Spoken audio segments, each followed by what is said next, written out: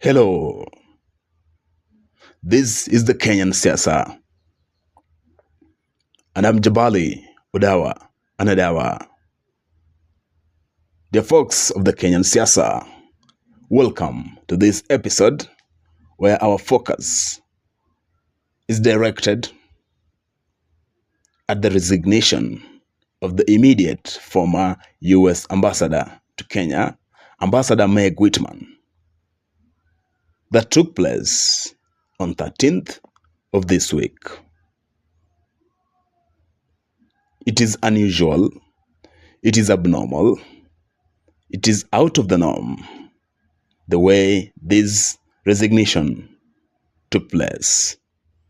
Yes, we are aware that the US currently is at a transition stage, with President Donald J. Trump having won the recently US presidential concluded elections. This means that we are having a shift from a Democrat administration to a Republican administration. The outgoing president, Joe Biden, is of the Democrat Party, and the incoming president, President Donald J. Trump, is of the Republican Party. It has been a culture through the history that when there is a shift of administration with regards to party, say from Republican to Democrat or from Democrat to the Republican, the ambassadors representing the US in various embassies across the globe are normally recalled back,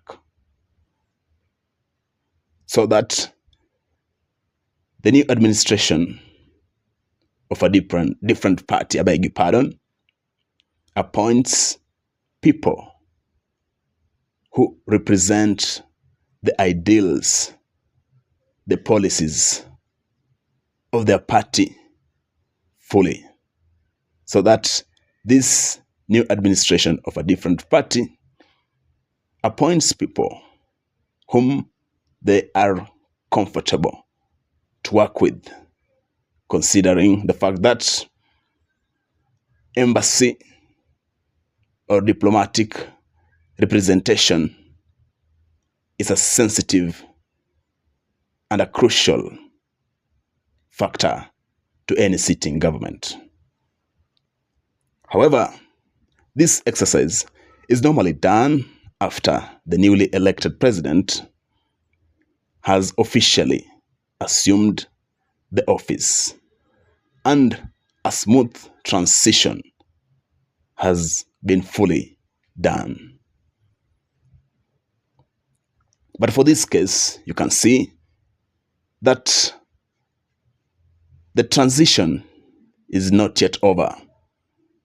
President Donald J. Trump hasn't officially assumed the office. He'll be assuming the office next year on January. So President Donald J. Trump is still the official president of the US. However, the immediate former ambassador Meg Whitman has done this resignation in a haste and quite unceremonious manner. Therefore, in this episode, our question is, why did it have to happen in such a manner? Dear folks of the Kenyan Siasa, the US has had a long, cordial, diplomatic relationship with Kenya for approximately 60 years since the independence. And there is one common denominating factor with the various US ambassadors that have served the US to Kenya. This is the aspect of being pro-people, standing with the people, talking against injustices, talking against corruption that the government of the day might find itself into. But again, balancing it by establishing a cordial working relationship with the government of the day, as they also strive to cater for the needs of the country, the US. So, we can make a conclusion that generally, the various ambassadors of the US to Kenya have been number one, pro-people before any commitment or any working partnership with the government of the day. But there is one striking feature with this outgoing ambassador, Meg Whitman. She was entirely pro-government. She shied off talking against injustices like the extrajudicial killings, unusual abductions by the government, corruption. In short, she didn't strive in any way to establish a checks and balance system on the government of the day.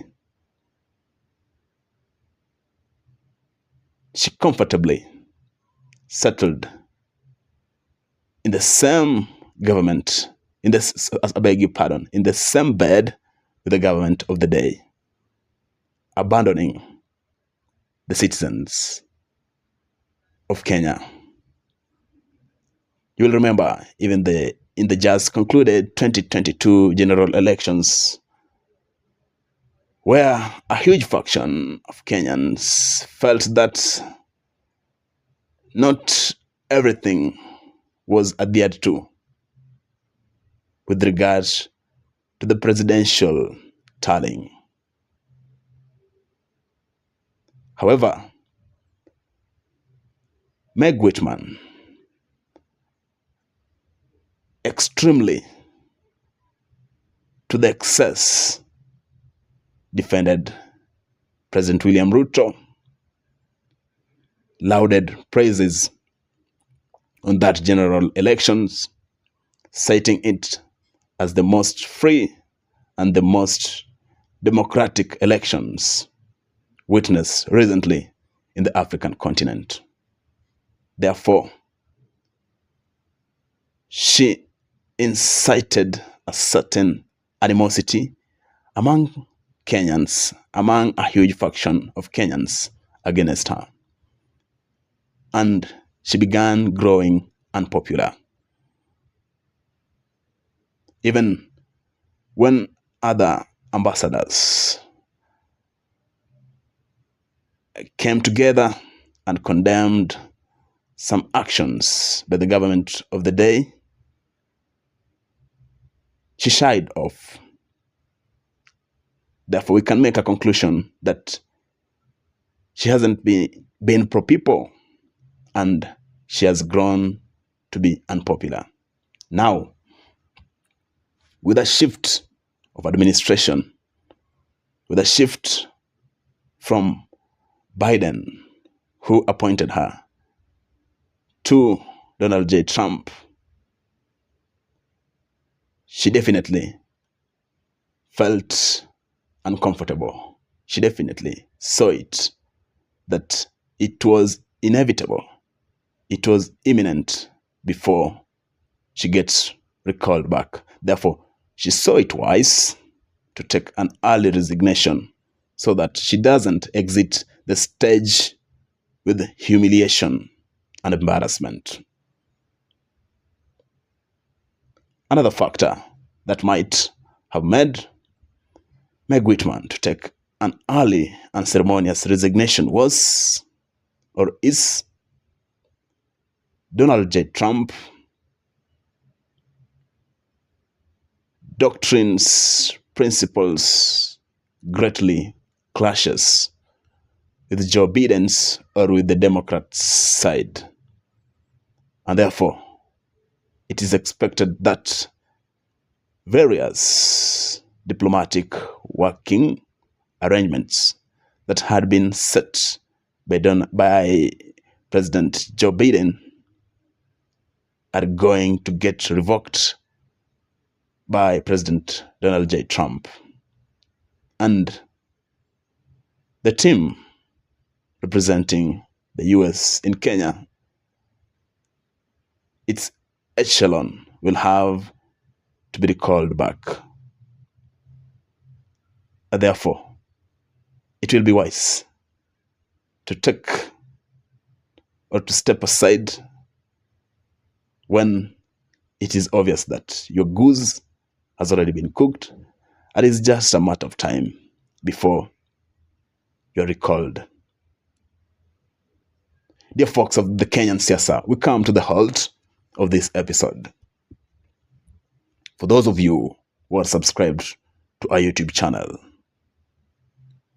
we are humbled, we are glad, thank you. And for those of you who are not subscribed to our YouTube channel, we beseech you to show us some love by subscribing, then hit on the notification bell to get notified whenever we upload content. Until next time, I'm Jabali, Odawa, and Odawa. Bye-bye.